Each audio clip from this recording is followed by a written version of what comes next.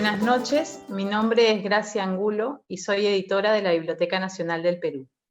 Les damos la bienvenida a la sesión número 14 del programa de literatura peruana, ciclo de conferencias magistrales que se transmiten en vivo todos los lunes, miércoles y viernes de 7 a 8:30 p.m.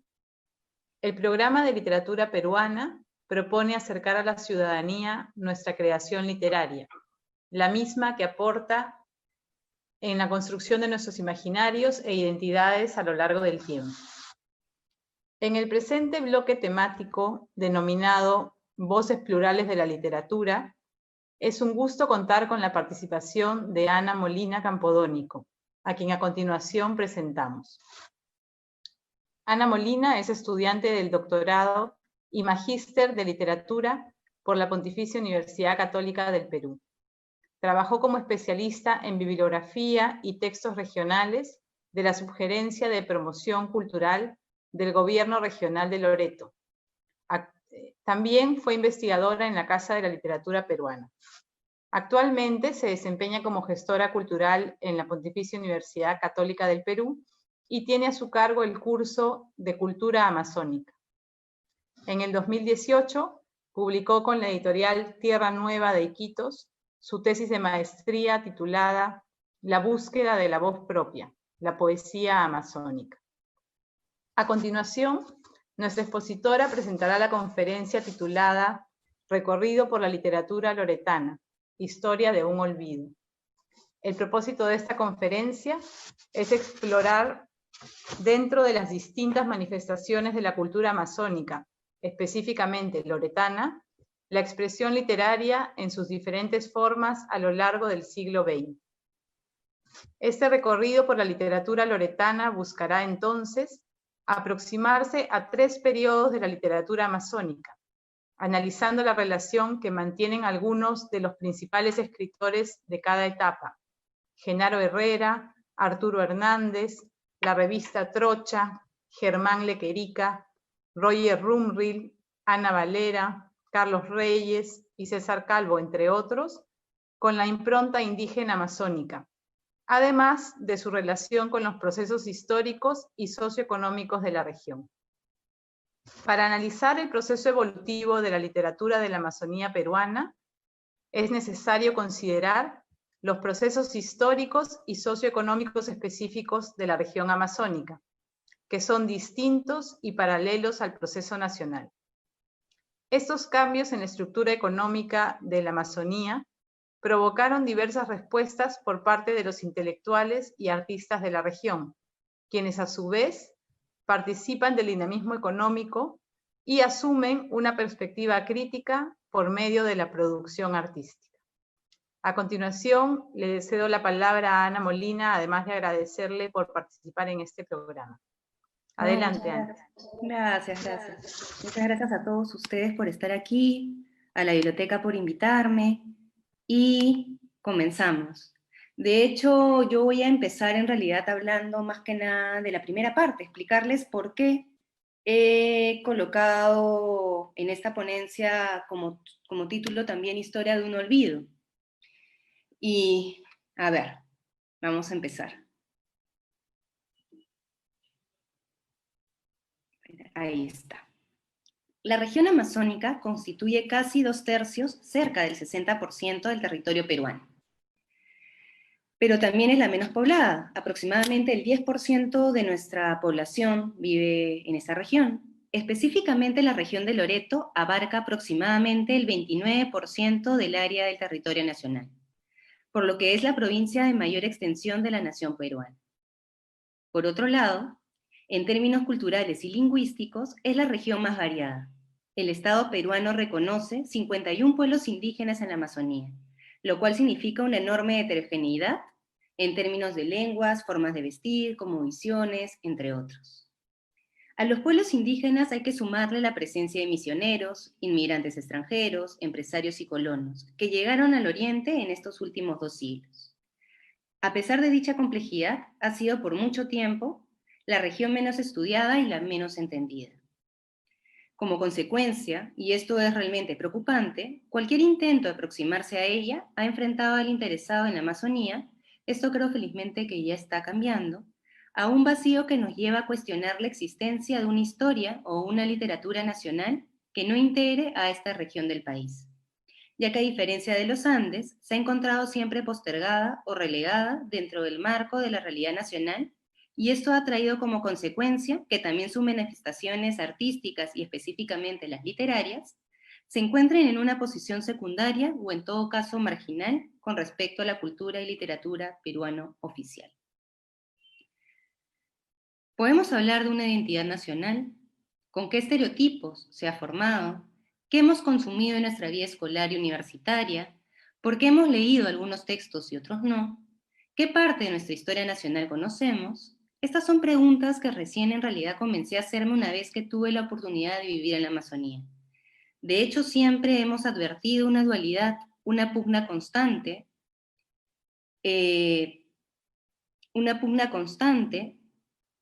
entre la sierra y la costa, un mundo dicotómico como el representado en la significativa obra de José María Arguedas, o la del Inca Garcilaso en el periodo colonial. Pero la Amazonía nunca estuvo representada, salvo en la franja pintada de verde en las representaciones infantiles del mapa del Perú. Nuestra formación académica, aunque creo también que eso se está modificando, igual Gracia no me dejará mentir, se construyó entonces a partir justamente de esta dualidad, el análisis del encuentro del mundo andino y del mundo occidental en los textos coloniales, como en el caso del manuscrito de Huarochirí y los comentarios reales, por darles algunos ejemplos, el acercamiento hacia las lecturas canónicas del higienismo, como Arguedas, y la discusión de que si los escritores denominados criollos, como Vargas Llosa o Alonso Cueto, habían logrado o no representar de manera adecuada la voz de este otro andino. También subalternizado y convertido en un objeto de estudio, pero en todo caso incluido, discutido y problematizado, y no un sujeto ausente como el mundo amazónico. Para los no amazónicos, el espacio amazónico del país ha sido por mucho tiempo un lugar ajeno, una suerte de exterioridad. En términos reales y conscientes, sabemos que forma parte de nuestra nación, desde pequeños nos enseñan en realidad que el Perú está dividido en costa, sierra, selva, pero inconscientemente y emocionalmente no la incluimos, convirtiéndola en un espacio ajeno y aislándola en nuestro sentido de nación. Eso ha sido así siempre, desde siempre, y esta imagen ha ido en realidad reforzándose por diversos discursos que nos han ido en realidad inculcando también. Un claro ejemplo de esto, para mí, hasta incluso se ve en la música criolla. A mí me gusta mucho la música criolla, pero recién he estado escuchando con atención algunos valses y canciones que aprendemos en realidad desde niños y que son de la década de los 70. Por ejemplo, Así es mi tierra, Gustavo Polo Campos, que es un vals hermoso, pero que nos dice, por ejemplo, la riqueza de su costa en el mundo sin igual y la sierra generosa fructifica nuestro pan, mientras las montañas esperan quien la vaya a conquistar, calificándolo un mundo todavía desconocido. Incluso las primeras imágenes de comunidades indígenas que se presentan en las noticias y la televisión como elementos exóticos, ajeno a nuestra cosmovisión de país, que acepta la gran diversidad, pero que no termina de incluir el extenso espacio amazónico en el imaginario nacional. Por lo tanto, y esto me parece importante, para la mayoría de nosotros los peruanos, aunque repito, creo que en las nuevas generaciones esto está cambiando y este tipo de eventos en realidad hace que eso cambie, pero nuestro acercamiento a la Amazonía ha sido prácticamente nulo. Reforzando así también en la academia el imaginario de que se trata de una región sin historia, cultura ni literatura. Tanto el sociólogo peruano Aníbal Quijano, como diversos historiadores, tales como Carmen Maquevo, Carlos Contreras y Marco Cueto, y el antropólogo Carlos Iván de Gregori, sostienen que en realidad la nación peruana se construyó sobre bases muy frágiles, y que esta fantasía de nación se intentó construir a partir de una identidad criolla. Acuérdense de las acuarelas de Pancho Fierro, los mapas de Mariano Pasoldán, las tradiciones peruanas de Ricardo Palma, entre otras cosas. Entonces estuvo ligada a los españoles, lo europeo, lo costeño, lo mestizo, básicamente Lima, que impidió la conformación de una identidad nacional que posibilite la articulación e integración de diversos otros, como lo afroperuano, que han tenido la sesión el lunes, y lo amazónico, por ejemplo. De este modo, según las reglas culturales que plantea el poder hegemónico en el Perú, nuestra nación estaría construida a partir de diversos tipos de otros, diversos tipos de subalternos. Ahora bien, si nos concentramos en esta visión territorial definida de costa, sierra y selva, podríamos señalar que nuestra nación estaría construida a partir de dos grandes bloques de otros. Por un lado, el otro andino, incluido y con el cual coexiste, como había mencionado anteriormente, una dialéctica constante, convirtiéndose en una suerte de dualidad, y por otro lado el otro amazónico, un otro invisibilizado que se encuentra en una posición tan subalterna que ya ni siquiera se le recuerda. Creo que la cita que se encuentra en el PPT de los zorros de arriba, o sea, de los zorros, el zorro de arriba y el zorro de abajo, sintetiza de alguna manera lo que les quiero explicar. Don Diego en el capítulo 3 conversa con los trabajadores en la fábrica de harina de pescado, ellos le explican que provienen del mundo andino y don Diego les responde: yo soy de toda la costa, arenales, ríos, pueblos, Lima. Ahora soy de arriba y abajo, entiendo las montañas y costa, porque hablo con un hermano que tengo desde tiempos antiguos en la sierra, perdón. De la selva no entiendo nada.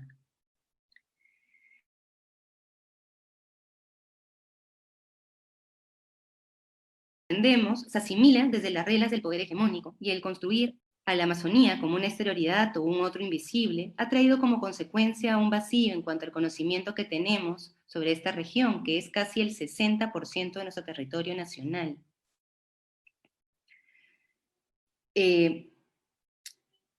Además, históricamente se han transmitido imágenes del amazónico como salvaje, caníbal, asesino, no ciudadano y obstáculo para la ansiada modernidad, es decir, como una exterioridad. Estas nociones, espérenme, denme un segundito que estoy teniendo acá un problemita. Yo me siento mucho más cómoda a veces en estos tipos de eventos, en realidad, leyendo a veces un poco, porque si no me pongo un poco más nerviosa, así que, y no quiero que ustedes pierdan el tiempo en realidad viéndome divagar. Y ya, se me había cerrado. Todo lo que aprendemos en realidad, con respecto, como una exterioridad. Estas nociones erróneas se han reproducido constantemente sin cuestionarse en diversos periodos de la historia peruana, como el boom del caucho, la matanza de la Bastés, Bagua, incluso actualmente en la emergencia sanitaria, por darles algunos ejemplos. No dejan de estar fuera de la retórica nacional. Con respecto a la emergencia sanitaria y las comunidades indígenas amazónicas, no me siento en realidad la persona más adecuada para hablar sobre eso, pero sí les rogaría que se mantengan informados y que busquen por favor los artículos de Rodrigo Lazo, Carolina Rodríguez Salsa, Luis Elvira Belaunde, Pedro Faverón, Alberto Chirif, entre otros. Andrés Napuri también. La pregunta es, ¿en qué momentos se inician todos esos estereotipos sobre la Amazonía? ¿En qué momentos la proyectamos como este otro invisibilizado? Para poder trazar un derrotero del papel jugado por la Amazonía en el imaginario nacional desde sus inicios, es necesario en realidad indagar en algunas fuentes coloniales claves. Para esbozar una respuesta me parece importante acercarnos brevemente a dos fuentes coloniales, el manuscrito de Guarochirí y los comentarios reales del Inca Garcilaso. No es que pretenda en realidad detenerme en estos textos, de hecho mi acercamiento es inicial y puede tener sus falencias, pero sí me interesa plantear esta reflexión, ya que considero que esta lectura nos puede ayudar a reconstruir la relación que se tenía con el mundo amazónico en el momento que se redactaron, o sea, en el momento colonial, y que nos permite repensar de dónde provienen diversos estereotipos contemporáneos que se les han adjudicado a la región. Ay, no pasa. No está pasando el PPT.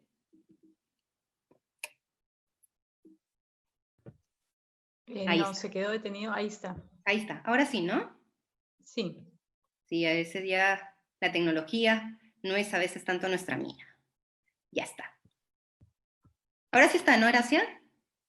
Sí, está en manuscrito de Guarochirí. Ya, perfecto. Gracias. La doctora Carmela Zanelli advierte que el topónimo Andes, que usamos para denominar a la imponente cordillera Proviene de una denominación que significa el límite o la frontera con el mundo amazónico, los Andes, y de allí Antisuyo para designar la parte oriental del imperio incaico que limita con la Amazonía, pero que claramente no le incluye. El manuscrito de Huarochirí es un documento quechua del siglo XVII, producto de la campaña de extirpación de idolatrías realizada en la Serranía de Lima bajo la dirección del doctrinero Francisco de Ávila. El objetivo del texto era tener registro de la ubicación de lugares de culto, o sea, las huacas, para generar estrategias para su extirpación. Irónicamente, este texto redactado en quechua es uno de los pocos testimonios sobre la religiosidad andina, anterior no solo a la dominación española, sino también a la incaica, y que además nos muestra el proceso de cristianización que hubo en la región durante la colonia. Por ejemplo, en el caso del manuscrito, es interesante adentrarse en este testimonio de la religiosidad andina y ver cómo se concibe el espacio amazónico en este testimonio tan antiguo. En el documento es crucial el enfrentamiento entre el dios tutelar andino, Pariacaca, que es un dios acuático, quien debe desplazar a Huayayo Carhuincho, dios amazónico, cuya principal arma es el fuego, y al que se le atribuye un carácter salvaje e incluso cultor de sacrificios humanos. Y he puesto ahí en el PPT dos citas. La primera es: en aquel tiempo los pájaros eran todos muy hermosos, los loros y los caquis, deslumbrantes de amarillo y rojo. Cuando más tarde apareció otra huaca llamada Pariacaca, esos pájaros fueron expulsados junto con todos los demás obras de Huayayo Carhuincho hacia la región de los Andes. La segunda cita: Huayayo solía comer carne humana en el territorio donde residían estos yuncas, abandonaban los grandes serpientes, los caquis y todo género de animales. Creo que voy a tener el mismo problema cada vez que pase de PPT.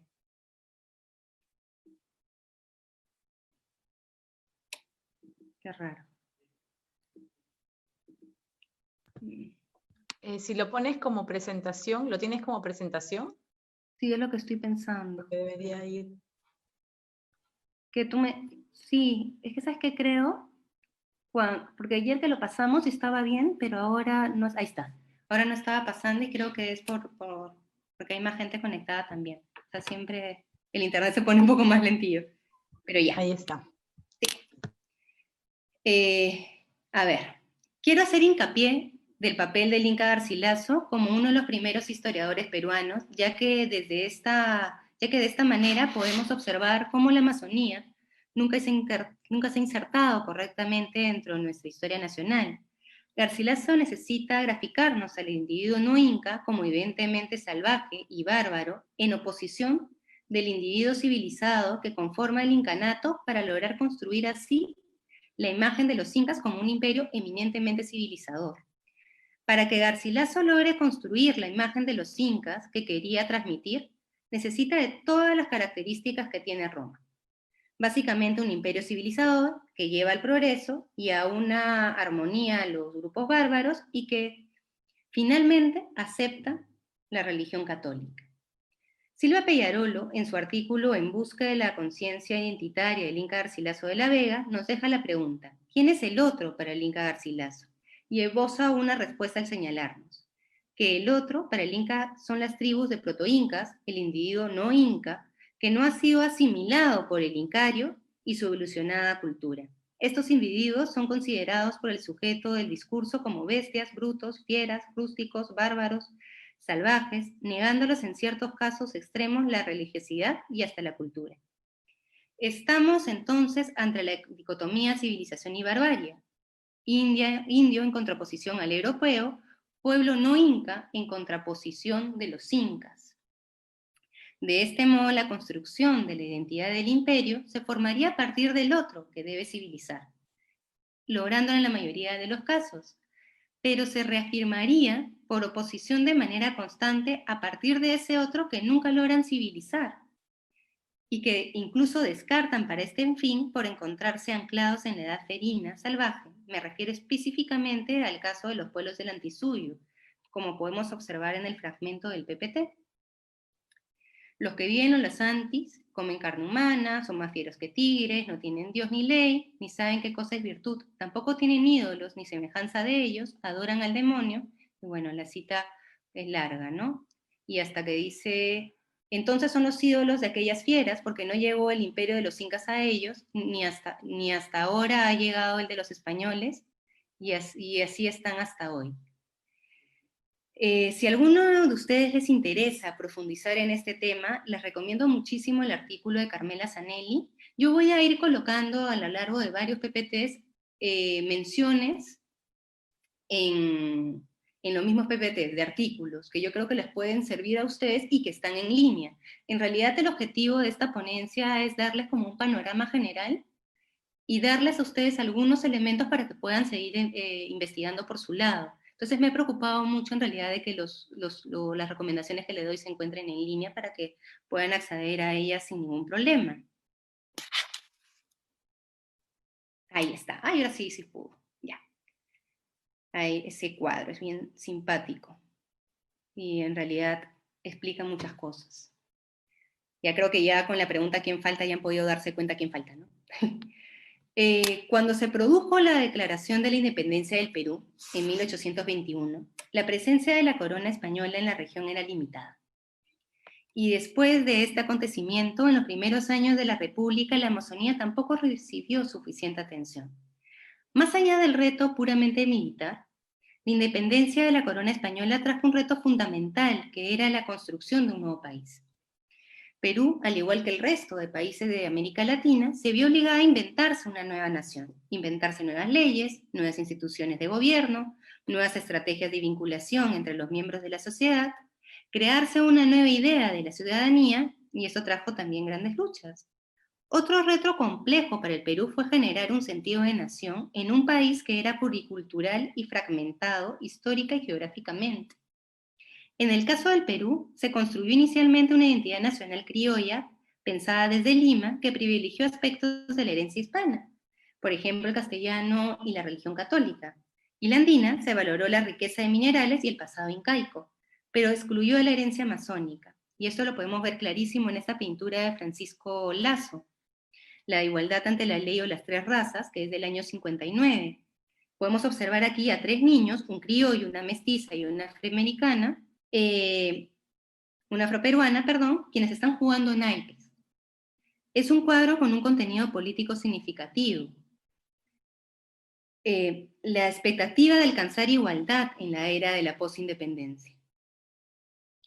Es significativo también la omisión de la población indígena amazónica, lo que refleja lo distante y ajeno que podía resultar para un pintor tacneño, educado en Lima y en París, el mundo amazónico. De hecho, discúlpeme por esta tan larga introducción, me parecía realmente importante iniciar justamente explicando el por qué había titulado mi ponencia también con Historia de un olvido. A puertas del Bicentenario se han reabierto diversas discusiones sobre el sentido de nación que tenemos, y se ha incluso cuestionado el sentido de esta celebración. Toda esta reflexión se está viendo complejizada a raíz de la emergencia sanitaria global, fenómeno que ha visibilizado las carencias de un Estado tan fragmentado como el nuestro.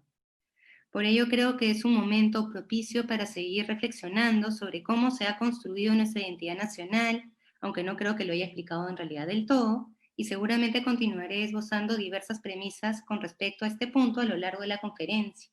Y bueno, ahora sí, comencemos el recorrido por la literatura loretana. Ahí está. La Amazonía, como nos explica Ana Pizarro, es una región cuya rasgo más general es haber sido construida por un pensamiento externo a ella. Comprender eso me parece crucial.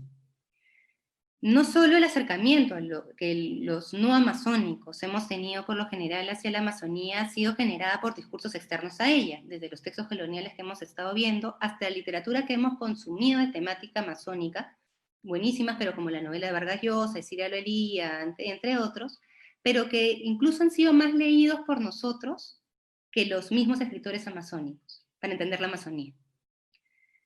Sino que el haber sido construida por un pensamiento externo a ella se puede ver también en el mismo amazónico. Por eso es que lo que vamos a dar cuenta hoy es justamente de todo un proceso de construcción de identidad regional. Eso es lo que voy a ir explicándole de a pocos. Y aquí quiero hacer hincapié en algo. Esto no solo se puede ver en el proceso literario, sino en varias cosas hasta el día de hoy. Y les cuento ahí un poquito mi historia, ¿no? Yo estudié literatura en la Católica, nunca me mandaron a leer nada de literatura amazónica, espero que eso ya esté mejorando. De hecho, ya sí ha mejorado un poco porque se han abierto varios cursos, no de literatura precisamente, pero sí de Amazonía, pero no había estudiado nada ni en el colegio, ni en la universidad, y me fui a vivir a Iquitos, y empecé a trabajar, como contaba Gracia, como especialista en textos regionales. Pero tampoco era que supiese tanto como para realmente trabajar en eso, y decidí formarme yo sola. O sea, decidí, por ejemplo, irme a la Biblioteca Nacional, pero también una de las cosas que me parecía más lógicas es ir a la misma universidad de la Amazonía y llevar cursos de literatura amazónica. Y no había. Les estoy hablando de eso de hace 10 años. Veía la currícula y seguía siendo Arguedas, Vargas Llosa, los clásicos peruanos, pero en la misma Amazonía no había cursos de literatura amazónica. Ahora yo sé de que hace unos 5 o 6 años ya eso ha cambiado, ya hay cursos de historia y cultura y de historia, de literatura amazónica, pero estamos hablando hace 5 o 6 años. Eso quiere decir que hay una larga generación de personas en la Amazonía tampoco es que estudiaran su propia literatura o su propia historia. Por otro lado, ha sido por mucho tiempo muy difícil publicar en la Amazonía, y eso ha traído también varias consecuencias. Primero, varias publicaciones con desfases, se escribe en un año y se publica muchísimo después, por lo que era muy difícil publicar, eso también ha mejorado. Pero se dan publicaciones con desfases, como por ejemplo los cuentos amazónicos de Humberto del Águila o Paiche de César Calvo, de Arauco. Y era entonces también mucho más simple publicar o en libros colectivos o publicar en revistas. Y otro punto que a mí me parece el más grave es el tema de la reedición. Muchos de los textos amazónicos no han sido reeditados, y esto realmente dificulta la tarea del investigador literario amazónico y de quienes quieran acercarse a su literatura. Finalmente, en los últimos años hay varias editoriales que están haciendo una excelente labor.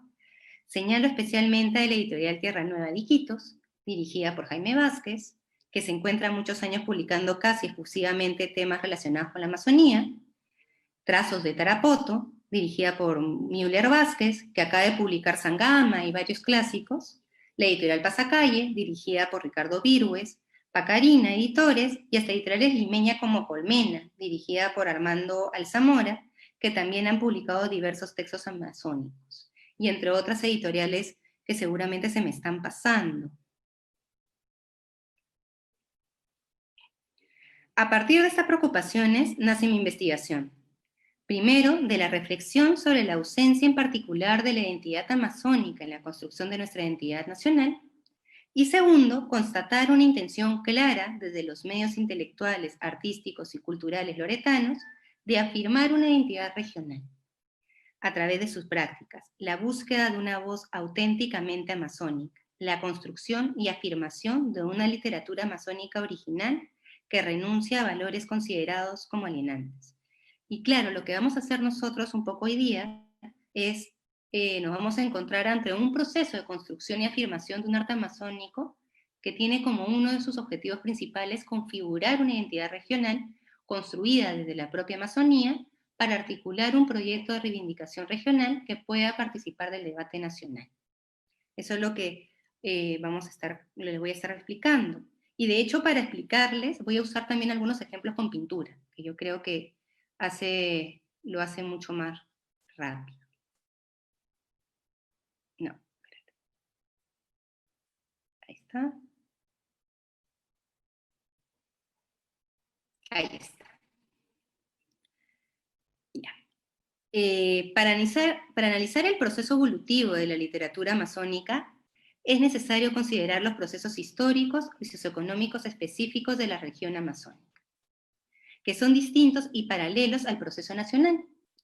Estos cambios en la estructura económica de la Amazonía provocaron diversas respuestas por parte de los intelectuales y artistas de la región, quienes a la vez que participan del dinamismo económico, asumen una perspectiva crítica por medio de la producción artística.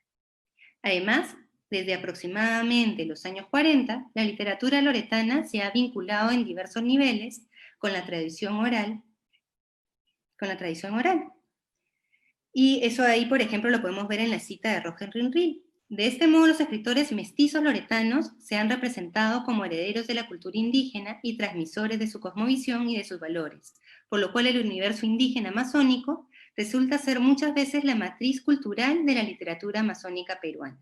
Como lo señala Rinril, la cita es un poco larga, la voy a resumir. Las raíces y las fuentes de la cultura y el arte amazónico son indígenas. La literatura, la música, la danza, la pintura y otras expresiones de la cultura y el arte reflejan y traducen esta impronta indígena. Mi hipótesis es que la literatura y el arte mestizo amazónico en general tienen por característica principal la confluencia de estas dos grandes vertientes temáticas. Por un lado, el universo indígena amazónico como matriz cultural, convirtiéndose en el marco de registro y valor agregado de las expresiones y manifestaciones artísticas amazónicas, y por otro lado, el compromiso político con la realidad socioeconómica, las consecuencias de los ciclos de economía extractiva en la sociedad loretana. Ahora bien, la instancia histórica socioeconómica es un eje de articulación de toda mi propuesta de investigación. Con esto quiero decir que luego de observar la crudeza de los ciclos económicos extractivos y las etapas histórico-sociales por las que atravesó la Amazonía, es natural, tal como nos explica Armando Ayarza, que la mayoría de periodizaciones literarias amazónicas, y por lo tanto también esta investigación, se construyan subrayando particularidades y afinidades entre los ciclos socioeconómicos y los momentos literarios. De este modo, no es producto del azar que la mayoría de investigaciones hagan especial énfasis en explicar 3 momentos claves de la historia amazónica que generan quiebres en la literatura amazónica, que son los 40, los 60 y los 80. Igual yo voy a ir un poquito antes, pero son básicamente los 40, 60 y 80. Ahí les he colocado que están en línea ambas, 2 antologías. Ambas antologías las sacó la Casa de la Literatura, a propósito de la exposición La Casa sin Puertas, Literatura Amazónica, que estuvo a cargo de Cristel Best y Janet Sucasaca. La antología oral, que es la segunda, la de Antiguamente en el Monte de los Animales. Los autores son Elena Valera, Harry Pinedo, Roland Pinedo y Renber Yaguarcani. Quería colocarles también algunos textos de investigación literaria loretana panorámica, pero no he encontrado en línea, y en realidad tampoco es que haya muchos textos de este tipo. Una visión panorámica nos la deja en el 2009, Manuel Martí Corena, con su texto de Chamiros Decidores, Proceso de la literatura amazónica peruana, que es en realidad, que en realidad cumple muy bien su misión de ordenarte, pero que no profundiza del todo, pero te ordena. A mí me ordenó cuando empecé a trabajar literatura amazónica. Y un texto que profundiza un poco más y que reúne en realidad varios análisis de especialistas amazónicos, o sea, especialistas oriundos de la Amazonía, es Un río interminable de palabras, expresión literaria en la Amazonía peruana, que le editó Jaime Vázquez. Esos 2 textos, si les interesa seguir investigando o viendo un poco de crítica literaria amazónica, les puede servir.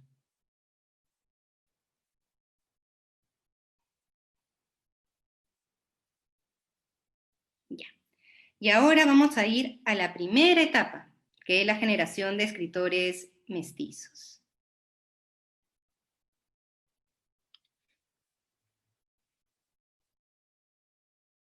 Ese cuadro, ¿qué les hace pensar? ¿Les hace pensar en Iquitos? Las representaciones sobre la Amazonía para el mundo occidental en el siglo XIX fueron desarrolladas por misioneros, militares y científicos, quienes a través de sus diarios, pinturas, acuarelas, grabados o fotografías, describieron la flora, fauna y modos de vida de las comunidades indígenas.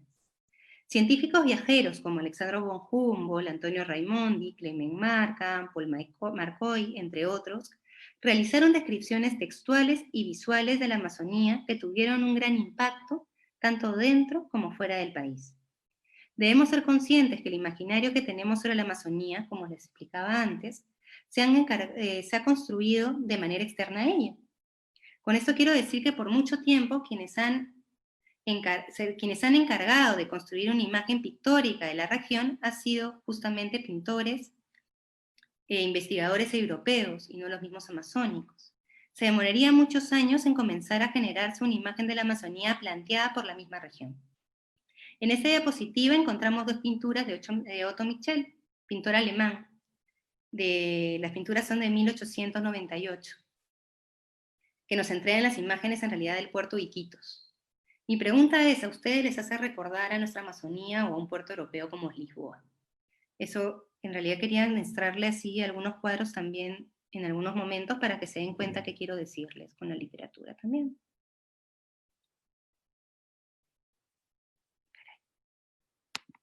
Ahí está. Está fallando, creo, mi... Bueno. En cierta medida, la nefasta época del caucho permitió las condiciones para la conformación de una comunidad intelectual y artística que se reconoce oriunda de la Amazonía y que construye un discurso de identidad regional a partir de las pautas del romanticismo. Un antecedente se puede apreciar en Fabriciano Hernández, que él es de Chachapoyas, cuando Chachapoyas era parte de Iquitos, de Loreto. Bueno, quien en 1868 publicó el poema suelto Cantos al Amazonas, manifestación lírica desde la mirada del mestizo amazónico. Este poema da inicio a un ciclo poético que ubicó a la naturaleza, en especial al río Amazonas, como ejes en la conformación de la identidad regional, y contribuyó a desarrollar una visión idealizada del paisaje amazónico. En esta primera etapa, los poetas son ajenos a la dimensión humana de los cambios que producía la introducción del capitalismo en la Amazonía, pues el eje de la preocupación poética es el fascinante escenario amazónico, el redescubrimiento desbordante de la realidad geográfica. Entonces, estamos hablando de la conformación de una comunidad intelectual y artística que se reconoce oriunda de la Amazonía y que construye un discurso de identidad regional, surgiendo una conciencia de la singularidad de la región a partir de la retórica del romanticismo. Estos escritores mestizos reflejan sobre su identidad amazónica, ya no en un contexto nacional, sino en un contexto regional.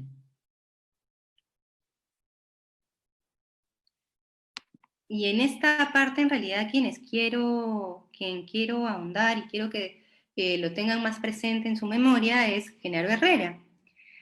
Genaro Herrera nació en Moyobamba cuando todavía era la capital de Loreto e inauguró la narrativa loretana con su libro Leyenda y Tradiciones de Loreto en el 1918. Texto que guarda relación con las tradiciones peruanas de Ricardo Palma. Tanto Palma desde Lima como Herrera desde Loreto buscaron plantearse por primera vez preguntas referidas a su identidad. ¿Qué y quiénes era? ¿Por qué? ¿Y cómo habían llegado a ser lo que eran? Vale decir, sobre su ser social, histórico, nacional, cultural. También su producción poética de tonos modernistas, especialmente El río Amazonas, de 1899, es considerado como el manifiesto de la comunidad intelectual de Iquitos de finales del siglo XIX. En este manifiesto, los poetas mestizos se definen como herederos de la tradición cultural regional simbolizada por el río Amazonas y reclaman participación en la comunidad intelectual nacional. Quisiera también señalar en este periodo a César Augusto Velarde, con su novela Sachanovela del 28, que es considerada por muchos como la primera novela amazónica. Y bueno, acá están algunas de sus tradiciones. De hecho, Genaro Herrera estudia Derecho en la San Marcos, ahí conoce a Ricardo Palma, se convierte en juez en Moyobamba y en varias partes de la Amazonía, y forma parte de este grupo de escritores que empiezan a querer escribir sus tradiciones para construir también su historia, ¿no? Estoy, por ejemplo, pensando en Clorinda Mantos de Turner en Cusco, ¿no? Acá está el poema El río del Amazonas. Como se pueden dar cuenta, el punto central siempre es el paisaje, en especial el río Amazonas. Hay todo un ciclo de poemas dedicados al río Amazonas en este periodo. Y ahora vamos al periodo de los 40, que es en realidad cuando la literatura empieza a servir como una herramienta para construir identidad. Y aquí el momento clave es el cuarto centenario del descubrimiento del río Amazonas.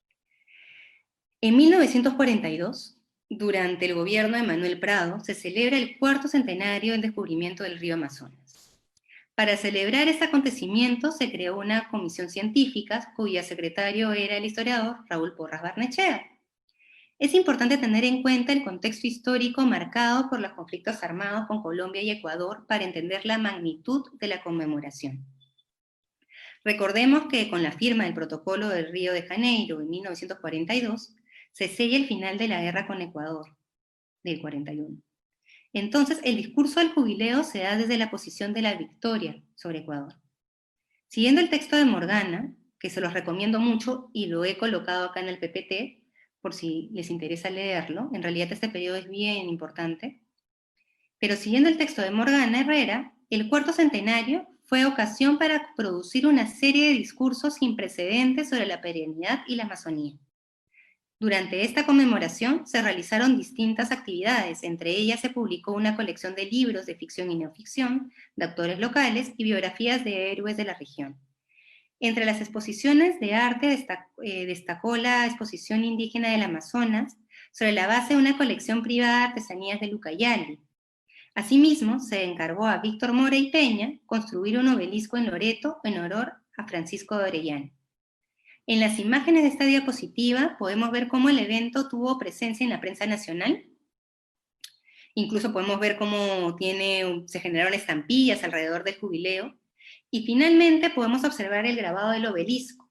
Las imágenes ampliadas corresponden al leñador, que es la primera, el Fisga, que es el pescador de Paiche, y Orellana con un grupo de españoles en la proa del Bergantín.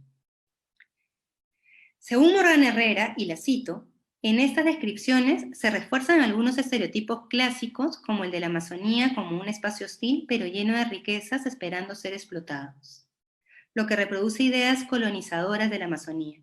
Sin embargo, a la vez que se empieza a construir una mirada y una visión de la Amazonía desde dentro, a partir de dar visibilidad a artistas locales, en este punto radica, en realidad, la importancia de este periodo, ¿no? Porque se empiezan, como les decía, a publicar obras literarias e históricas, cada cual tal vez con sus propias limitaciones, pero que se vieron financiadas en este contexto de la celebración.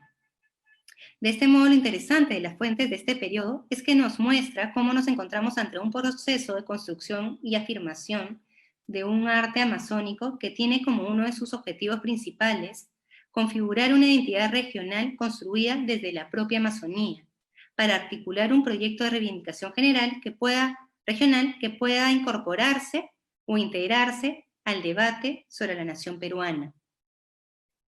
Este periodo de la literatura amazónica, que se encuentra íntimamente ligado al proceso del cuarto centenario, las disputas limítrofes con Ecuador y Colombia, y el segundo auge del caucho, es para mí sumamente importante para entender el devenir histórico de la literatura amazónica, ya que se generaron las condiciones apropiadas para que se inicie un ciclo de novelas regionalistas amazónicas.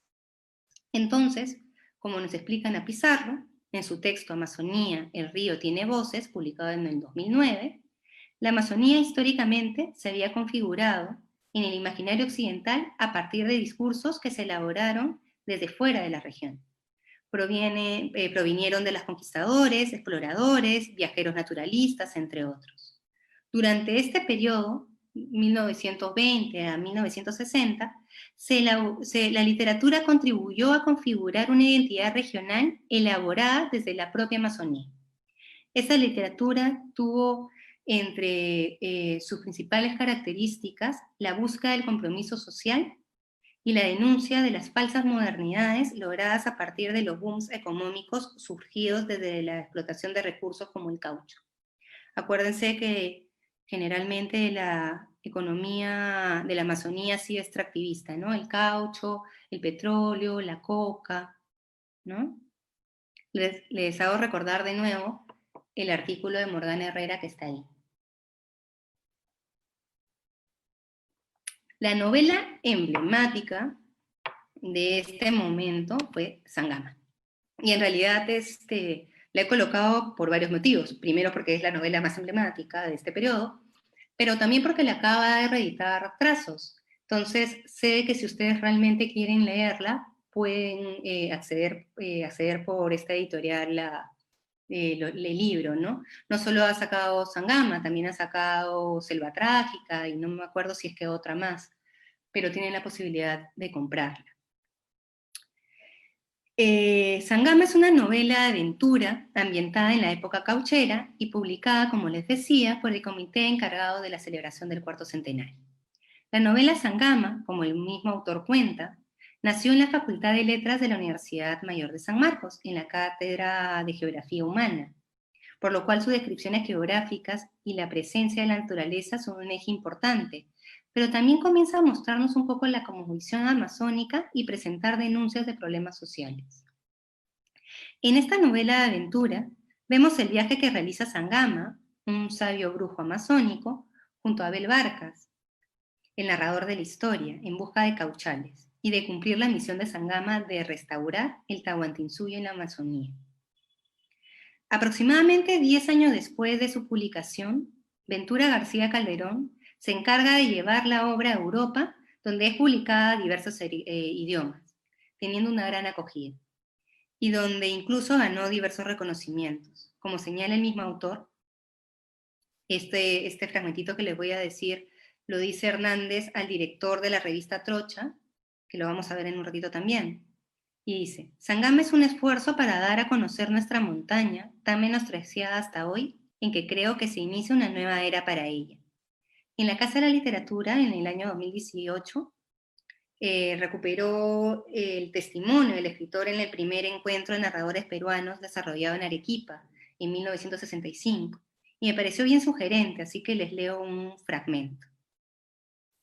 Selva Trágica fue escrita con el propósito de hacer novela, y por eso dicen que tienen la técnica de la que Sangama carece.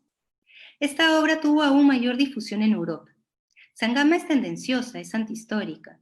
La costa y la sierra tienen historia. La costa es el coloniaje faustuoso y la sierra es el incanato milenario. La selva no tiene historia. Y un medio elemental como el que se desarrolla Sangama, personaje central de la obra, tenía que fracasar. La selva es hoy, es mañana. Es tal vez la tierra del porvenir. Mis obras traen el mensaje de la selva al corazón de la patria. La tierra del árbol y de los grandes ríos ha pesado hasta hoy negativamente en la balanza de los valores del Perú.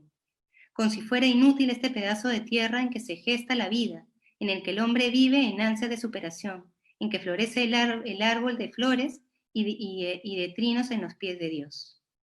Cierro su cita de su testimonio, ¿no? Respecto al escritor Arturo Hernández, debo señalar que fue una figura influyente en la construcción de identidad regional a partir de la literatura.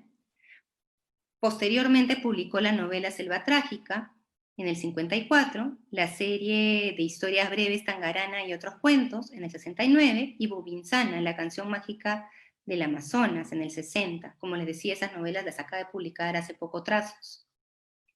Otra novela importante del periodo son Un amargado, de Juan Ernesto Corriat, Paiche, de César Calvo de Araujo, que si bien es cierto, es publicada en el 63, fue escrita en el 42, y pertenece yo creo que a este ciclo de novelas.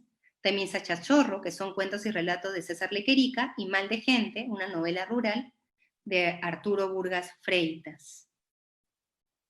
Aquí les he colocado dos artículos que están en línea.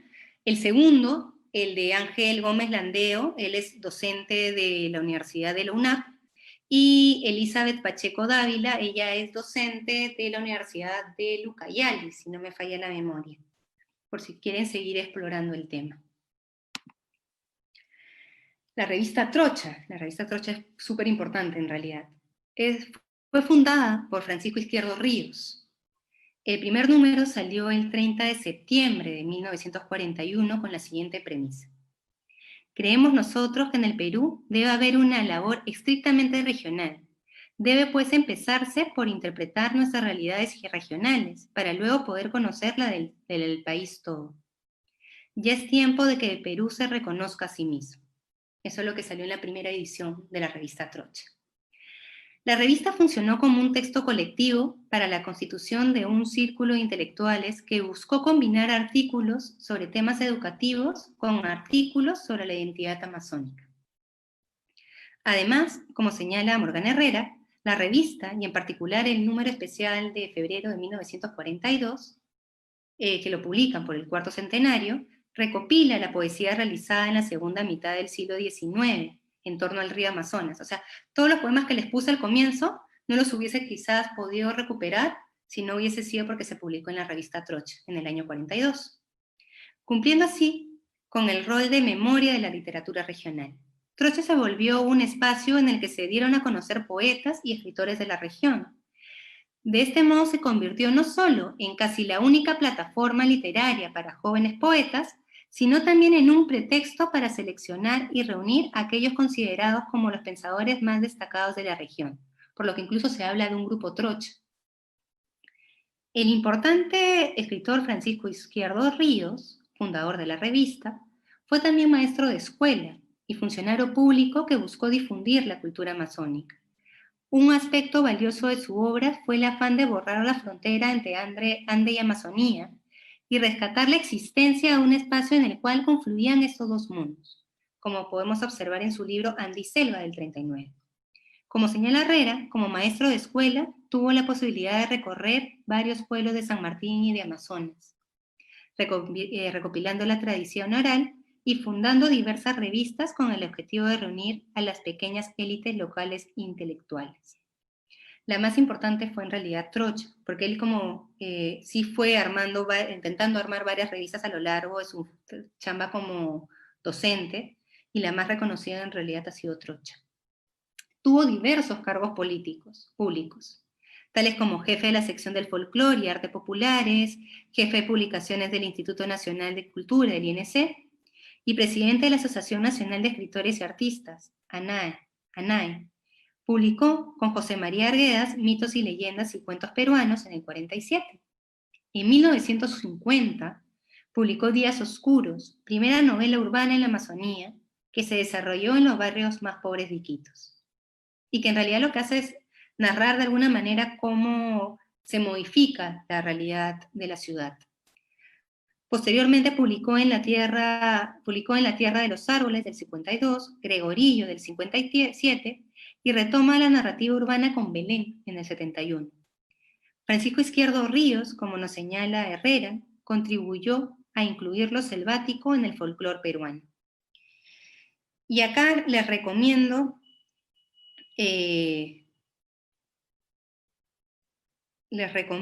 mucho el libro que está en el texto, la referencia bibliográfica que he colocado en el PPT. Ese artículo lo escribieron Cristel Best, Herrera y Janet.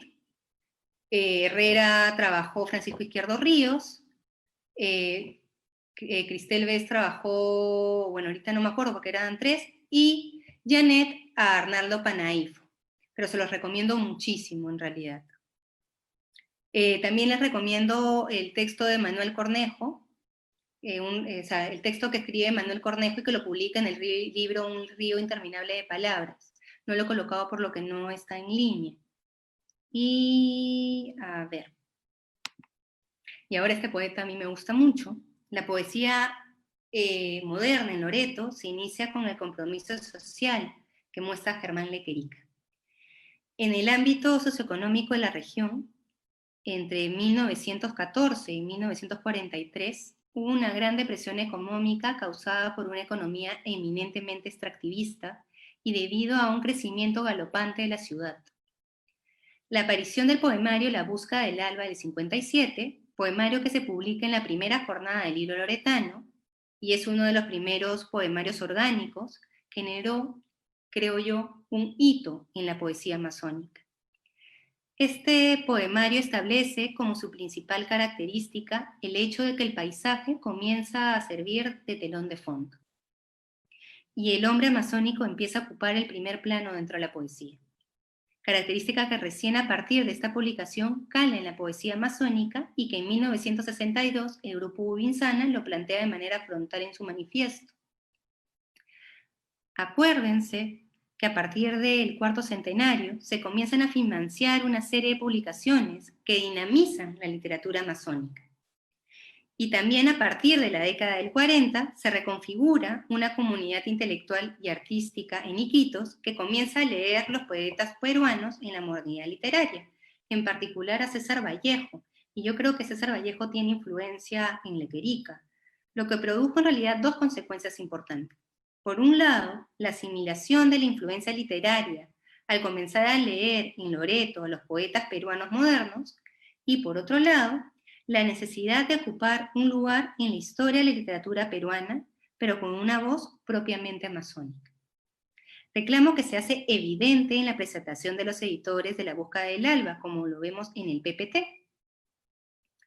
Es que la dimensión misma de la patria ha andado equivocada, perdiéndose esquinas y soberanamente ciega. Por eso la jornada del hilo loretano son un mensaje porque hay una tercera dimensión que ingresa a la partida y deja, o quiere dejar, su grito verdadero prendido en las solapas de la nacionalidad, a la espera de la definición peruana que será integración definitiva.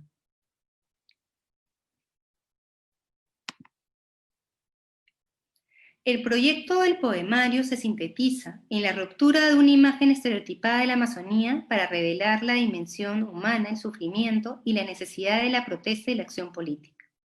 Esto produce como consecuencia directa la construcción y afirmación de una poesía amazónica original, basada en la confluencia de lo mítico, la sensibilidad de lo mágico y de la mirada histórico-social. Entonces el poemario muestra una sociedad que percibe su realidad como fragmentada a causa del ingreso del mundo moderno que ha derruido su comunión anteriormente idílica con la naturaleza, y esta es la primera parte, ¿no? En la búsqueda del alba, el hombre tiene inevitablemente 100 pies, 100 manos y una estrella perdida en la memoria. En este poemario, influenciado por César Vallejo, el paisaje pasa a un segundo plano para darle el protagonismo a sus habitantes.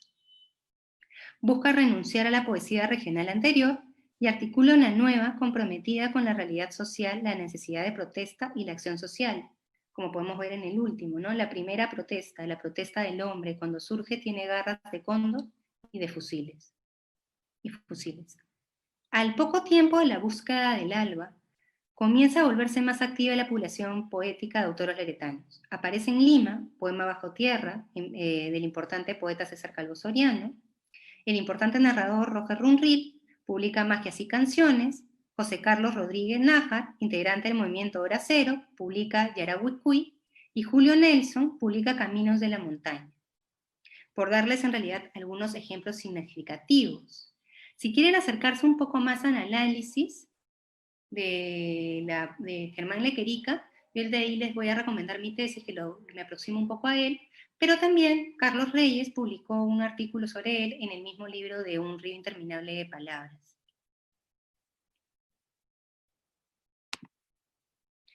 Primero, a mí me encanta la obra sobre todo de Julia Covecido y de Sabogal, no va por ahí mi punto, pero les cuento.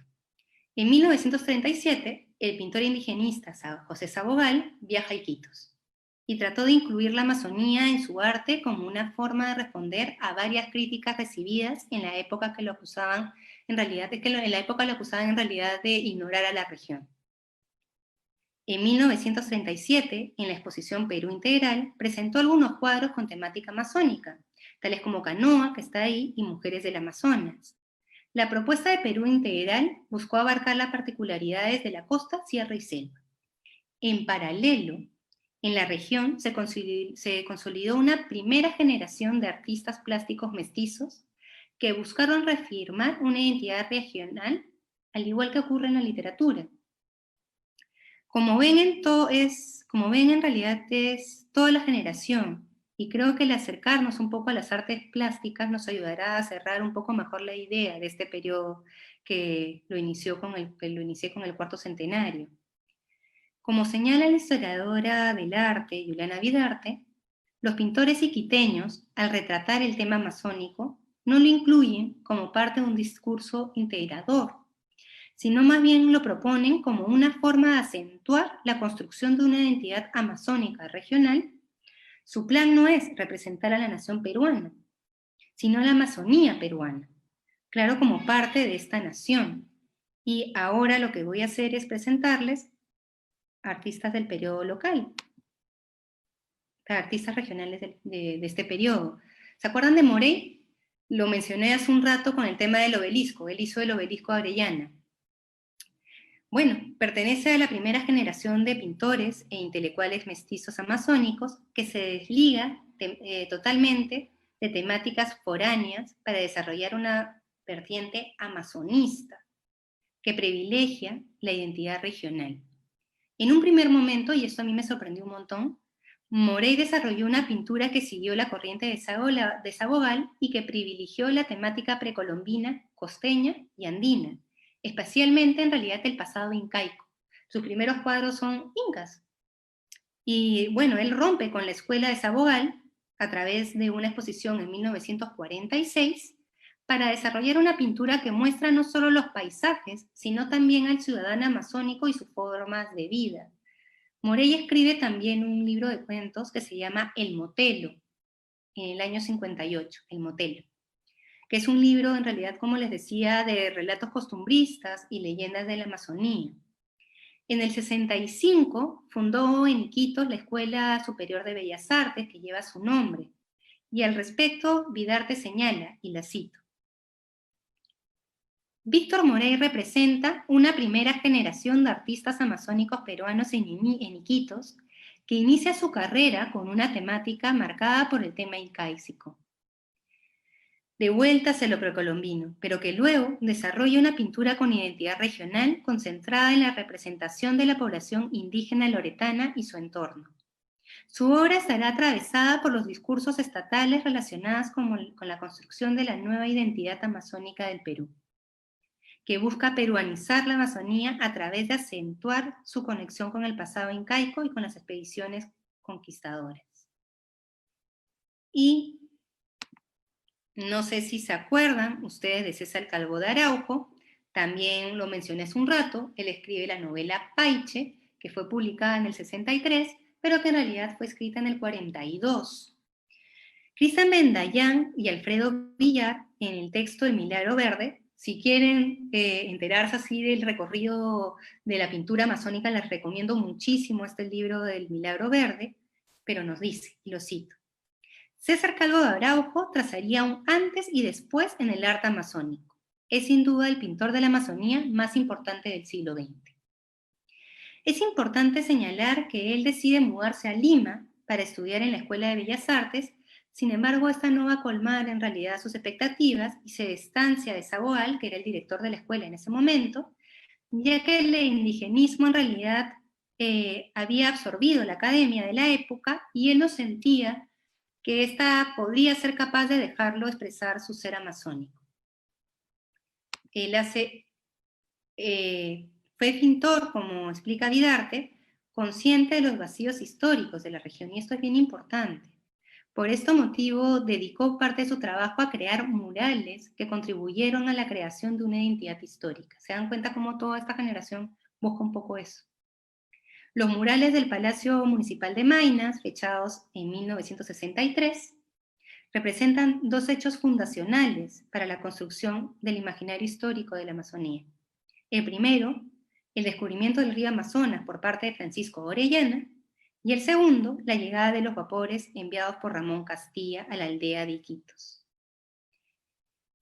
Y ahí les he recomendado la tesis de maestría de Juliana Vidarte, que no solo habla de César Calvo de Araujo, sino de Antonio Bon Rengifo, que es un fotógrafo de Iquitos muy importante también, y que forma parte de esta generación. Se la recomiendo mucho, la verdad.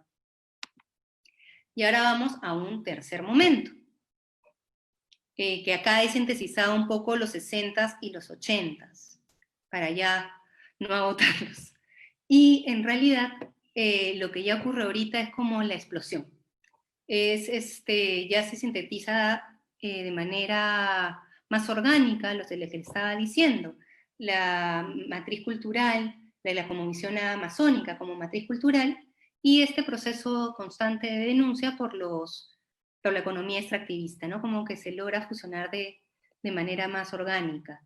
Y de hecho, si se quieren imaginar a un pintor para este periodo, yo no lo he colocado, pero pueden buscar a Pablo Marinho, que de hecho va a tener un poco más de relación tal vez con César Calvo de Araujo, que es todo el arte visionario, ¿no?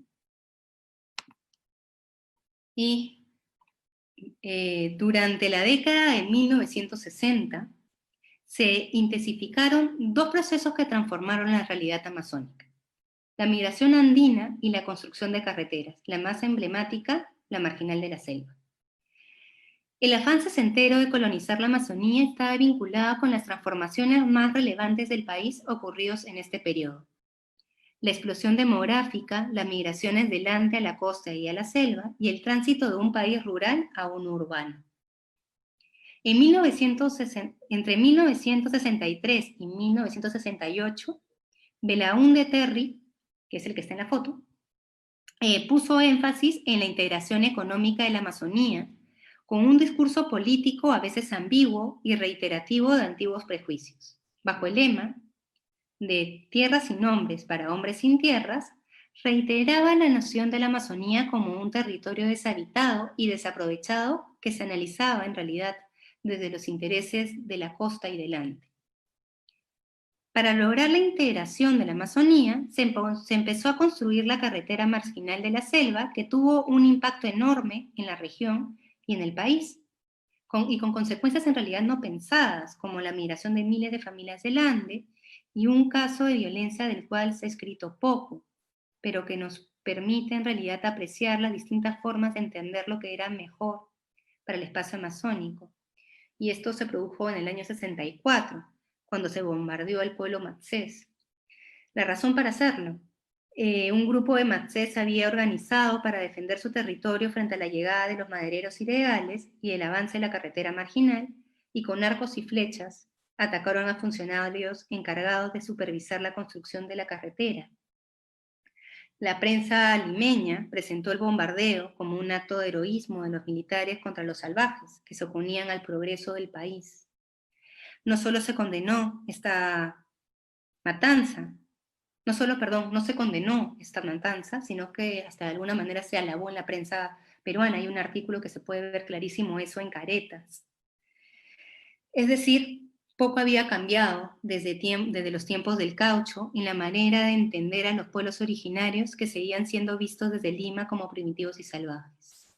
Lamentablemente, la matanza de los matsés es hasta el día de hoy un hecho invisibilizado, y en la región se mantiene todavía un escenario de lucha y violencia por la presencia de madereros y petroleros. Voy a tomar un poquito de agua. Y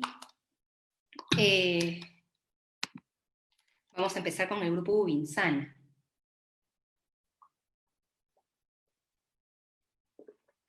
No voy a poder hablarle de todos los escritores del grupo Bubinsana, eso he escogido a dos: a Roger Runrill y a Jaime Vázquez Izquierdo, pero de manera muy breve a Jaime Vázquez Izquierdo, y le voy a dar énfasis en realidad a Roger Runrill por el mismo motivo también de Sangama, de que está publicado hace poco y que van a poder encontrarlo, ¿no?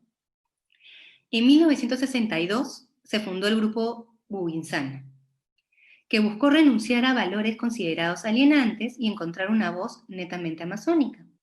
Su nombre es un homenaje a Arturo de Hernández y su novela Bubinsana, la canción mágica del Amazonas. Y tuvo como integrantes a Roger Runrill, Jaime Vázquez Izquierdo, Javier Dávila Durán.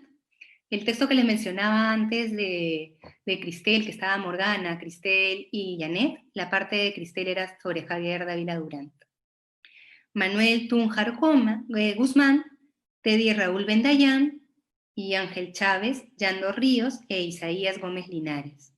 Ante la escasez local de revistas de literatura y las dificultades para publicar, crearon 3 revistas: Bubinsana, Surco y Trinchera.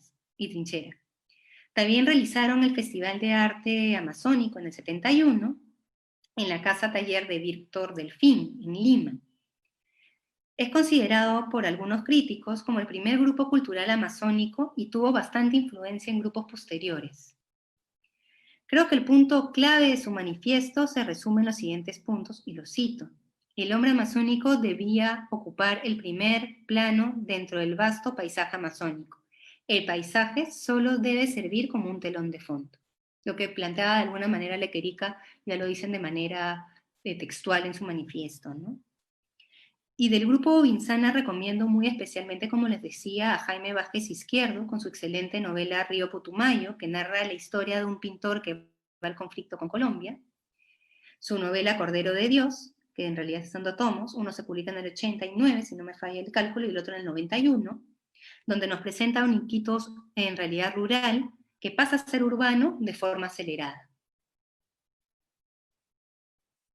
Y nos vamos con Roger. Un actor importante en la escena cultural de la época es Roger Runrill, fundador del grupo Bubinsana y escritor que vivió en diversos espacios de la Amazonía.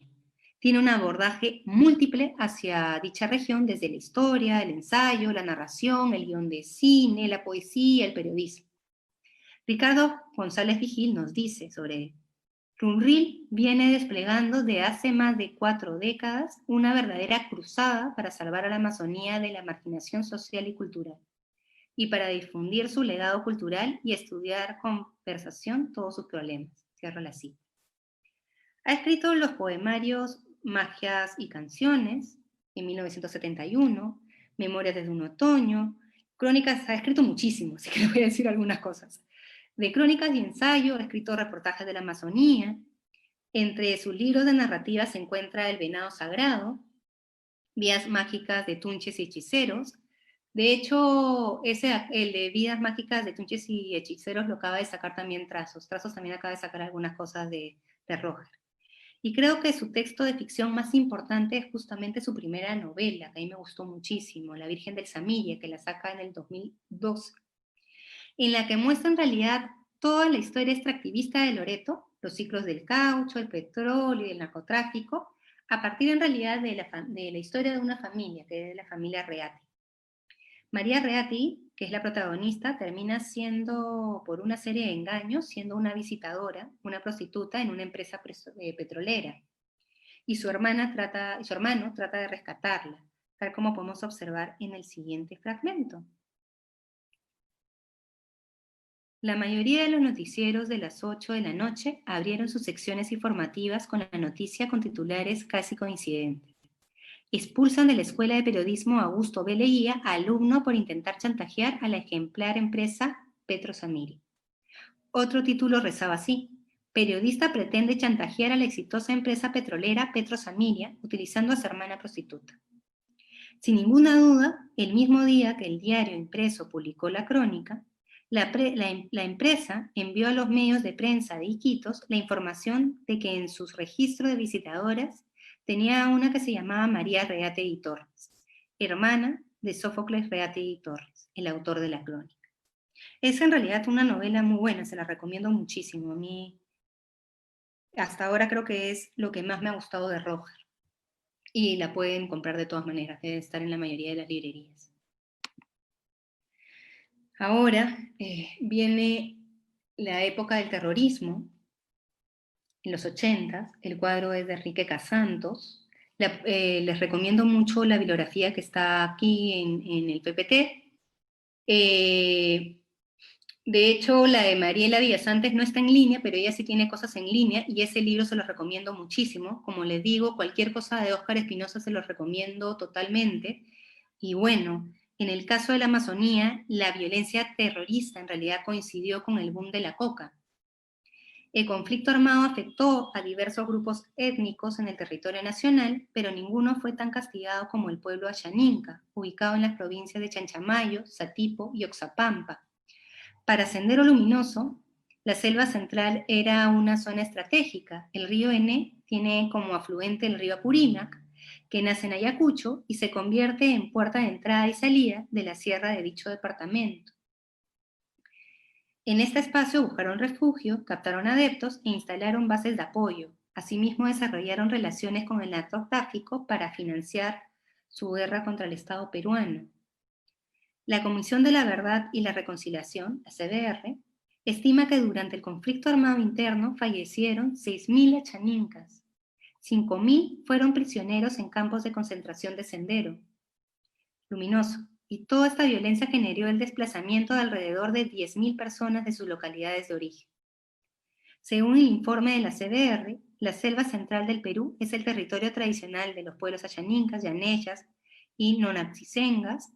Estos pueblos indígenas, principalmente los ayaninkas, fueron muy golpeados por el conflicto armado interno debido al alto número de víctimas directas, situación que ha exacerbado la exclusión y marginación que han sufrido durante siglos. Cierro la cita de la CBR. El MRTA también ingresó en la región, especialmente en realidad en la selva alta, y generó mucha muerte y desplazamiento de poblaciones que huían de la violencia. En distintos momentos incursionaron en varias ciudades como Yurimaguas, Loreto, y desde 1989 se produjeron asesinatos, ataques en los puestos policiales y combates con la Marina de Guerra del Perú. Aunque los estudios sobre el conflicto armado en realidad se han dedicado mucho más al tema en realidad al tema de la... al tema de lo que ha ocurrido en Ayacucho. Me parece siempre muy importante que también tengamos muy presente lo que ocurrió también en la Amazonía. Yo creo que eso es algo que se ha visto muchas veces invisibilizado también. Por eso les recomendaba totalmente el texto de María Villasantes. Y, a ver, ahora continuamos en realidad ya para empezar a cerrar con lo que ocurrió en los 80, ¿no? Y en los 80 en realidad lo que ocurrió fue una gran dinamización de grupos culturales. A ver, denme un minutito, voy a tomar un poco de agua también, para hablarles sobre todo del grupo Urkututu. Y del grupo Urkututu tenemos a Carlos Reyes, que está acá, a Ana Varela y a Percy Vilches. Él es Germán Lequerica y él es el Cholo Nieto. A mí me gustaría mucho haberles podido recomendar mi libro, pero en realidad mi libro está impreso y no está en línea, y creo que les va a ser muy difícil encontrarlo. Entonces, en realidad, he preferido colocar mi tesis de maestría, que si bien es cierto, es un paso anterior, yo creo de que el libro quedó un poquito mejor, y si lo volvería a escribir, seguramente, si lo volviera, a revisar ahorita, seguramente modificaría muchísimas cosas. Nada, lo que he hecho es colocarle ahí, como les cuento, mi tesis, y yo lo que hago un poco es hablar de los primeros cantores de la Amazonía, que son los que hemos visto hace un ratito, hablar de Germán Lequerica, que es el escritor que habíamos visto anteriormente, y del grupo Urkututu, básicamente. Mi tesis básicamente se centra en ellos.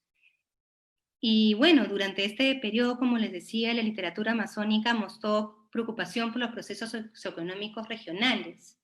En la década de 1980 aparecieron grupos y asociaciones culturales que dinamizaron el ámbito cultural, como el Grupo Literario Javier Herrero, el Grupo Nueva Cultura, el Grupo Cultural Yobaldo y el Grupo Oruga.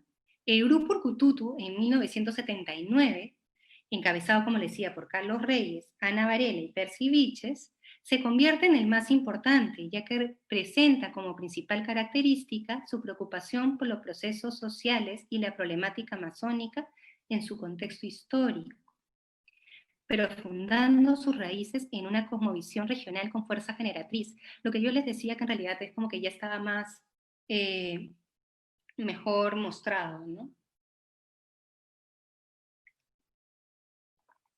Mejor sintetizado, mejor dicho, esta confluencia.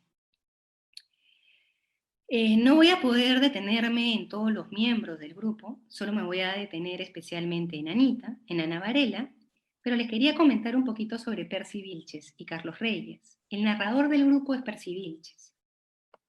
Es un excelente narrador, en realidad, excelente ensayista y crítico literario.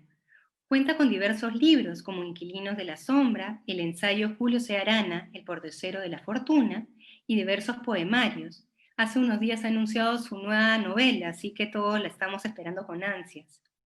En cuanto al poeta, Carlos Reyes, continúa el legado de la poesía social de Germán Lequerica, a través de una poesía con recursos narrativos y lo que denomina un testimonio histórico-social, que el autor se convierte en un testigo presencial de la modernización caótica del periodo socioeconómico de su tiempo.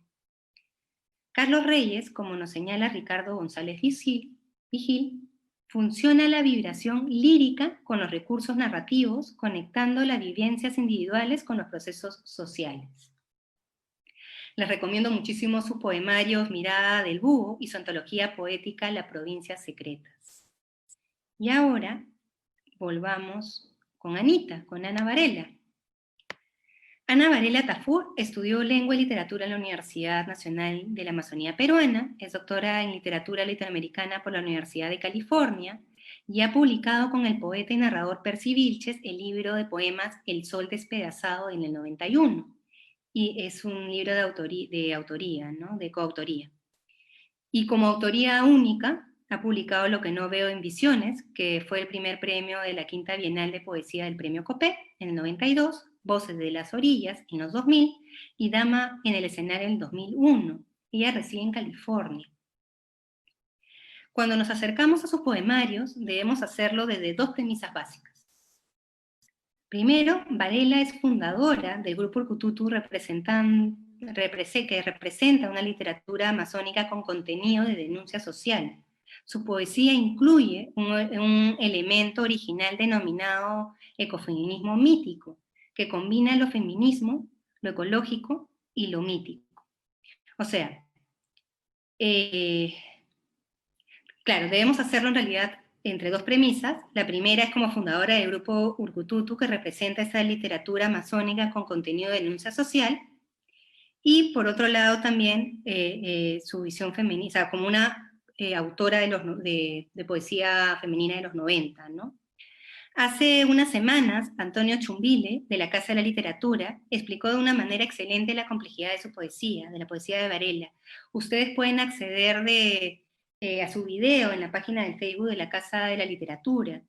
Lo recomiendo muchísimo, de verdad. De este modo, como señala Roland Forges, Varela construye una voz que adopta la perspectiva de una mujer sobreviviente del genocidio capitalista, nos transmite la historia de sus antepasados indígenas diezmados por la despiadada explotación del caucho, invitándonos a reconstruir la historia oficial de los vencedores y a reconstruir la de los vencidos. Hace un par de semanas, Ana Varela, junto con Leopoldo Bernucci, han publicado un estudio sobre Benjamín Saldaña Roca, que se llama Prensa y Denuncia en la Amazonía Cauchera, con la editorial Pacarina. Benjamín Saldaña fue un periodista que llevó Iquitos en 1906 y que empezó a publicar en el diario La Sanción y en el quincenario La Felpa diversos artículos que denunciaban los crímenes cometidos en las caucherías de Arana. Disculpen que haga tanto temporal, quería también recomendarles este nuevo libro de Anita. Si están también interesados en el periodo del caucho, les recomiendo un estudio literario de Stefano Pau, también publicado por Pacarina, que se llama Más antes, así era, literatura del caucho en la Amazonía peruana, y evidentemente también les recomiendo el texto de Alberto Chirif, que se encuentra en línea. En realidad hay varios textos de Alberto Chirif en línea del tema del caucho. El que les recomiendo especialmente es Imaginario e Imágenes de la Época del Caucho, los sucesos del Putumayo, que lo escribe con Cornejo. Ese se lo recomiendo bastante también y pueden acceder fácilmente. Volviendo a Ana, la reivindicación de género en su poesía forma parte de una reivindicación social que se despoja en la mayoría de casos de los rasgos de un yo individual para presentarnos un yo colectivo. Se reivindica lo femenino como fuente de vida e identidad. De este modo, en la poesía de Ana Varela, la reivindicación de género se encuentra en celebrar lo femenino como fuente de vida y de reivindicar lo amazónico como la madre selva. Asimismo, en el poemario Historia desde las Llanas, se celebra el poder alucinatorio de la ayahuasca para acceder a la matriz cultural, para acceder a la matriz de la cultura amazónica. Y les leo este poema que a mí me gusta muchísimo. La madre selva de la ayahuasca me dice, así, despacito, calientito, bebe la bebida voraz de lo alucinante, de lo acontecido, de lo amargo, de lo dulce o lo venenoso.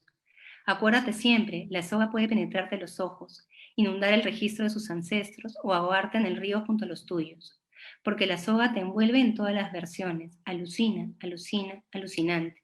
Alucina siempre, yo te absolvo de las fiebres y de las visiones.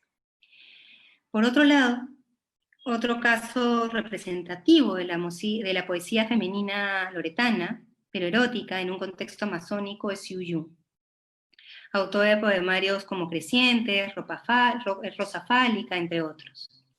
Pese a que la poesía de Xu Yu ha sido reducida por la crítica a su vertiente erótica, es necesario también interpretarla desde un contexto más amplio de búsqueda de identidad, ya que sus poemarios se conjugan la herencia china con la cultura occidental vivida a partir de la realidad amazónica peruana, junto a la naturaleza de su región natal. Y bueno, con este lindo poema de Anita, vamos ahora a César Calvo. César Calvo Soriano, poeta, novelista y ensayista, hijo del pintor César Calvo de Arau. ¿Y se acuerdan que les hablé antes? De que escribió Paiche, les mostré algunas pinturas también. Él es iquiteño por decisión. Nace en Lima, pero él mismo siempre dice que nació en Iquitos.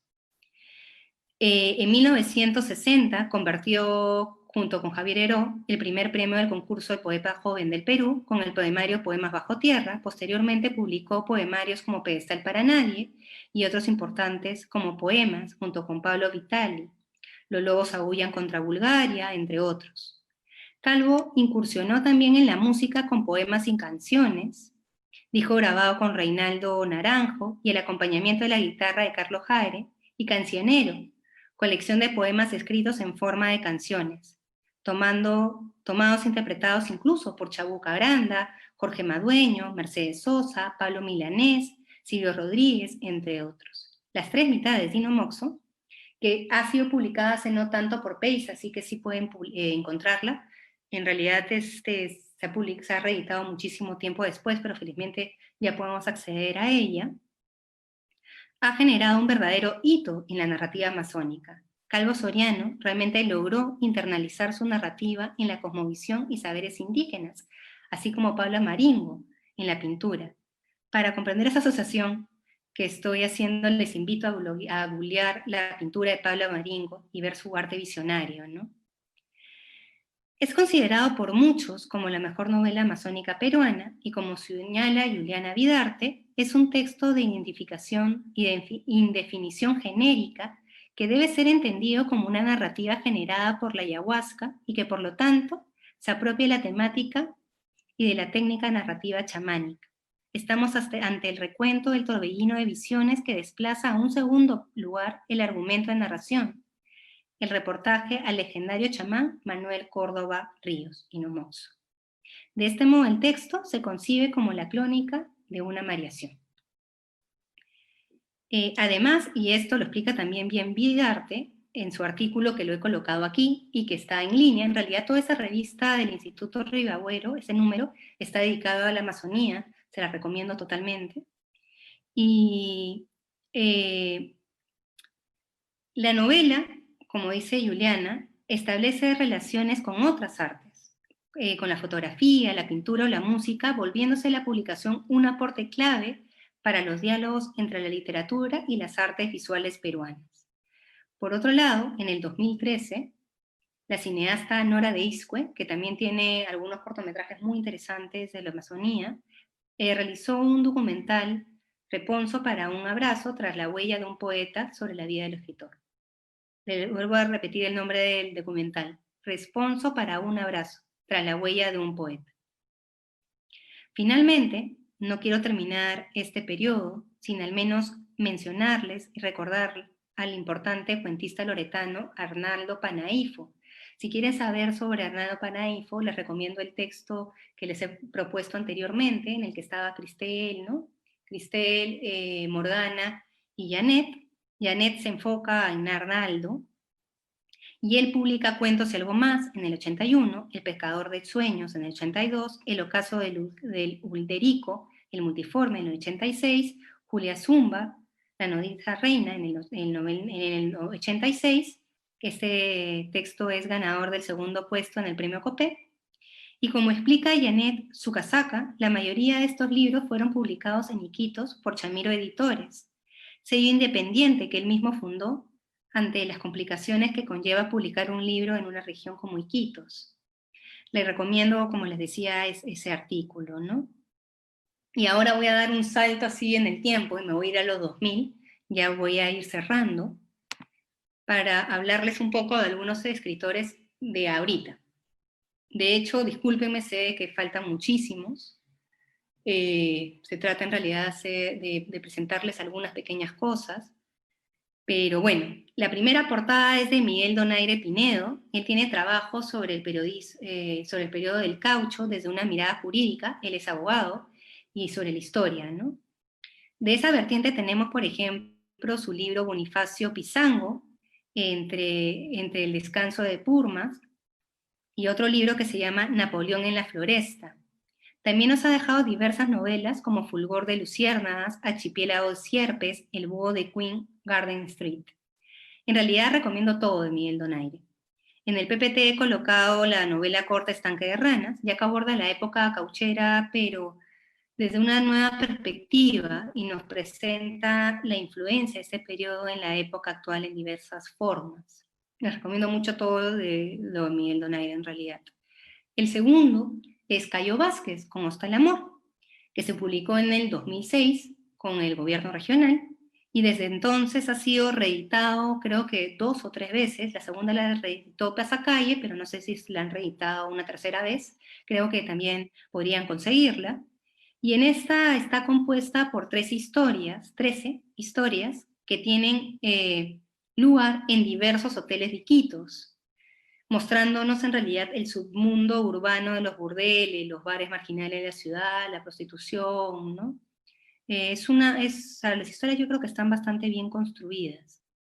Y el tercero que les coloco es Francisco Bardales, Paco Bardales, que él es escritor, cronista, periodista, guionista, productor de cine. Ha publicado los libros IQT Remix, que es el que les coloco, en el 2007, Resplandor en el 2012 y Pop en el 2014. En realidad a mí me gusta mucho el primero, por eso decidí colocarlo, y en realidad lo que hace es un conjunto de crónicas bastante bien armadas sobre temas muy diversos en Iquitos. Y ya para ir finalizando, quería finalizar dándole una suerte de homenaje a don Ignacio Duro Palomenque y a mi buen amigo Juan Ochoa López. Ambos nos han dejado en los últimos meses, junto a Santiago Manuy y Emilio Estrella y muchos otros más, dejándonos en realidad un vacío enorme. Don Ignacio Duri Palomenque, proveniente de la Amazonía boliviana, vino a Perú y se convirtió en uno de los fundadores de la comunidad El Infierno en Madre de Dios, y en su principal, creo, curador o chamán por más de 40 años. En este texto híbrido, escrito por Camila Villalobos y Robin Van Loon, que nos regala la editorial Colmena, nos encontramos en realidad ante un texto híbrido, porque mezcla el testimonio de don Ignacio. Los relatos fueron recopilados a lo largo de una década, un manual de aprendizaje en diversas partes sobre las plantas, ¿no? Y hasta un anecdotario. Se los recomiendo muchísimo, lo van a poder encontrar. Se ha publicado, si no es este año, el anterior, pero ahorita. Y Juan Ochoa López no fue amazónico de nacimiento, pero sí de corazón, y nos dejó una excelente novela amazónica, que es El amor empieza en la carne. Juan dedicó toda su vida al estudio de la Amazonía, y en el año 2013 publica su novela, que fue ganadora del concurso de la novela corta Julio Ramón Ribeiro, organizado por la BCR. El argumento trata de un triángulo amoroso. Juan definía su novela como un thriller amazónico. Se trata un poco de un joven limeño que se enamora de una mujer amazónica y comienza una relación, pero ella tiene un esposo mucho mayor que fallece, y aquí es donde se da el argumento de la historia, ya que el esposo muerto de alguna manera busca venganza. y el conflicto se enfrenta y se soluciona en realidad con la propia cosmovisión amazónica, apelando a los saberes ancestrales. Bueno, no quiero spoilearles ni seguir contándoles la historia para que la lean, pero se las recomiendo realmente muchísimo. Y quería agradecerles infinitamente la paciencia, y eso. Es un recorrido bien largo, ahora que me doy cuenta estamos sobre la hora totalmente. Con razón me estaba No te cansando preocupes. de hablar así. Bueno, la verdad que ha sido un esfuerzo titánico, como le dije en la otra sesión a Lucho Chueca, porque has hecho todo un recorrido por la literatura y la cultura amazónica, ¿no? Además nos has enseñado poesía, narrativa, pinturas, arte, así que de verdad muchísimas gracias y además has despertado mucho interés. Tengo varias preguntas, así que no me demoro más en hacerlas. La primera justo apunta a tu afán de divulgación, ¿no? Nos dice si podrías recomendar a la audiencia algún título para empezar a conocer la literatura de la región. O sea, ¿cuál sería ese primer título para iniciarse, ¿no? Sí, en realidad yo les recomendaría que primero comiencen a leer la misma literatura. Por eso les recomendaba en un inicio la antología que sacó la Casa de la Literatura, que yo creo que por ahí podrían comenzar con las dos antologías. Y de ahí en realidad, bueno, he hecho varias recomendaciones a lo largo de la conferencia, pero yo apuntaría a eso, ¿no? Primero leer la misma literatura. He tratado también de mostrarles autores que sí van a poder conseguir, o que creo que sí podrían conseguir y que son más accesibles. Entonces, en realidad, eso, ¿no? Sí. Y de ahí en Internet hay un montón. Ponte, si quieren acercarse más que la literatura a la Amazonía, les recomiendo muchísimo, muchísimo, muchísimo los textos de Óscar Espinosa, por ejemplo. Yo creo que ya hace algún tiempo realmente se está trabajando mucho más el tema de la Amazonía, de verdad. Así bueno, que como ya dices, a pesar de que es difícil acceder a los textos, justamente lo que has tratado de hacer en tu ponencia es consignar esos textos que pueden encontrarse en línea, y bueno, y la antología de la Casa de Literatura, de hecho, debe estar en línea. está Otra en línea, está en pregunta, línea. sí, entonces con mayor razón. Otra pregunta dice, ¿conoce algún movimiento literario que se haya promovido desde la Amazonía? ¿Algún grupo literario? Movimiento literario. En realidad, bueno, lo que yo más o menos he planteado, hay un montón de movimientos literarios, ¿no? Lo que yo más he consignado han sido el grupo Bubinsana del 62 y el grupo Urkututu que está vigente hasta ahorita, que en realidad no solo son grupos literarios, sino que tienen los dos grupos toda una apuesta hacia la Amazonía, ¿no? El grupo Urkututu ha publicado varios, ya el año pasado publicó otro manifiesto, pero justamente la idea es visibilizar también la Amazonía, ¿no? Insertarla en nuestro concepto de nación. Pero de esos dos grupos, y hay un montón en realidad, Jobaldo, el grupo Javier Heró, hay varios, hay varios. Otra pregunta dice, ¿desde la literatura hay algún autor que defienda el cuidado del medio ambiente amazónico? Que es esta temática que está muy en boga En con los realidad, conflictos creo que sociales. muchísimos, o todos, o casi todos, lo trabajan de manera transversal. Por ejemplo, si tú lees la poesía de Anita Varela, está ahí el tema del medio ambiente. Roger Runriel tiene un cuento, me acabo de acordar, Roger Runriel tiene un cuento en línea que se llama Las golondrinas, que también toca el tema. Y en realidad yo creo que Carlos Reyes mismo también lo trabaja en su poesía. Yo creo que es un tema transversal en la literatura amazónica, ¿no? Sí. Luego otra pregunta ya nos lleva por el lado del cine, ¿no? Si películas como la de Werner Herzog, En la selva, tuvieron algún impacto en el imaginario literario amazónico.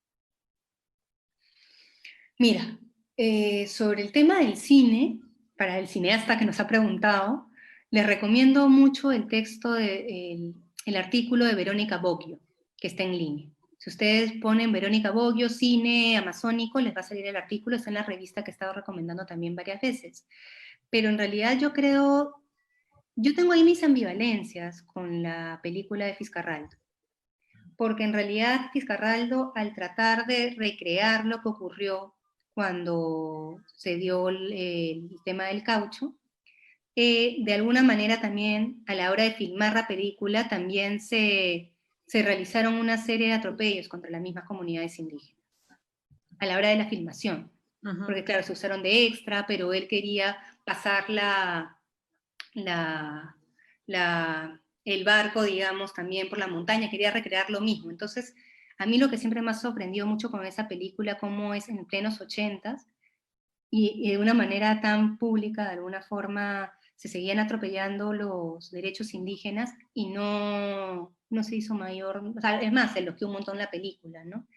Si logró cambiar o se vio, digamos, cómo trabajó el imaginario de la gente en Iquitos, yo creo de que de alguna manera sí es una película icónica. Yo cuando he vivido en Iquitos, más de una vez me han dicho, en esta casa se grabó, ¿no? Y acá vino esto, ¿no? Y forma parte de la historia también de Iquitos.